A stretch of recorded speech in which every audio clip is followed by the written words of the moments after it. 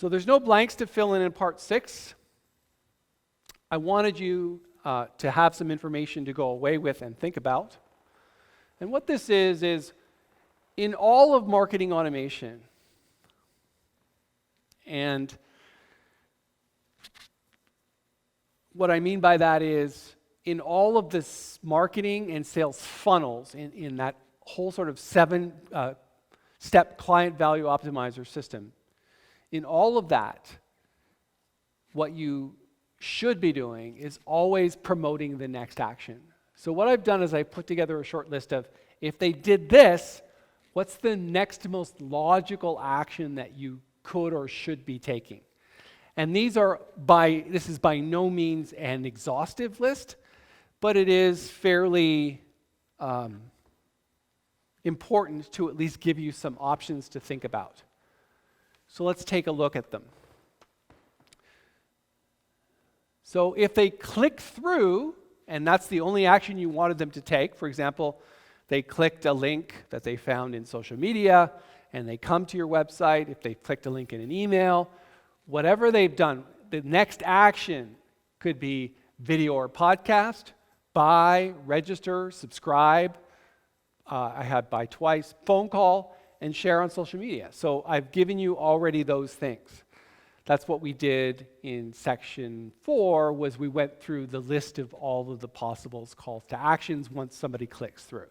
So that's just a review of that. Next action is, if they watched the video or listened to the podcast, the next action is to give them a free download, a free sample, a quote, or a consult.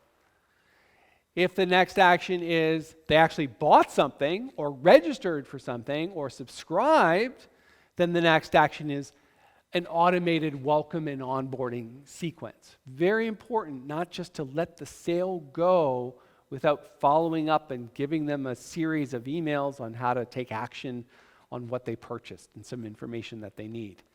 If the action was they abandoned the shopping cart, the next action is short-term nurture with incentives to purchase. That's where the 3 to 4 emails over a 7-day period with an incentive to go back, put the thing in their shopping cart, and check out with the coupon. If they filled out a form, the next action could be book a consult. If they engaged in chat, the next action is to buy or to book a consult. If you got them on the phone and they didn't buy, the next action is short-term nurture. If the action was they shared on social media, the next action is some type of email follow-up system. And then finally this. Marketers know that it takes an average of approximately 5 to 7, and the blank that I'm looking for is touch points. We talked about this briefly in the 7-step client value optimizer system, but it does still take people more than one touch point to take an action or to create a sale.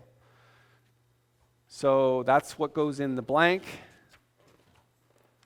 Ultimately, you need to test which and how many touch points before a sale is optimal for your target audience.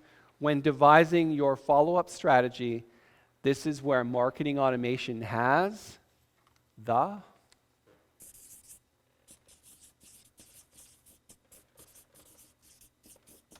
biggest impact.